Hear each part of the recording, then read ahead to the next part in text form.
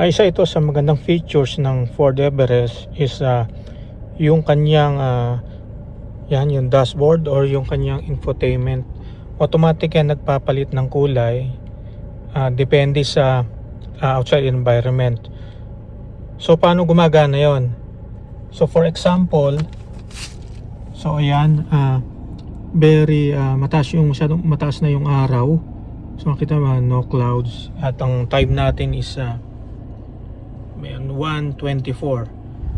So pagkagabi nagpapalit siya ng color. So paano yun? Ito siya. So pagka nighttime driving, para magkaroon na tayo ng illumination sa loob, yan, i-on lang natin isang beses yan. Yan, tatapat natin to doon. Okay? So ang mangyayari dyan, so ang epekto niyan na dito sa loob is yan, kita nyo, yan, konting nag-flicker, at yan, magpapalit ng kulay in a few seconds. So yan, navy blue na siya. So automatic yan pagkagabi. So just for the purpose of demonstration, pagka yan ay kumukuha ng kanyang signal sa sensor sa front malapit sa windshield. So demo ko muna. Yan. Igagalaw ko tong sunshade. Yan, may exposure sensor niyan. Yan, antayin natin saglit ha. So yan, nakita nyo na bumalik na siya sa puti. So babalik ko ulit ito. Yan.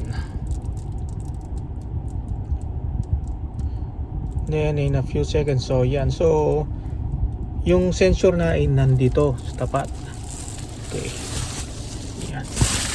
Yan yung sensor niyo. Hindi siya. Yan. Okay. So another demo. Okay, yan. So naka-on pa rin ito. Yan. Right. Puti siya. So tatakpan ko to ha.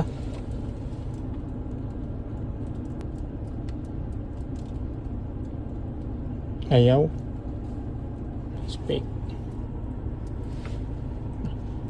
So hindi siya kaya ng mas takip lang ng daliri o something. So something na magto-totally block sa kanya para siya mag-trigger. So balik ulit natin. Okay, yan. Yan na siya.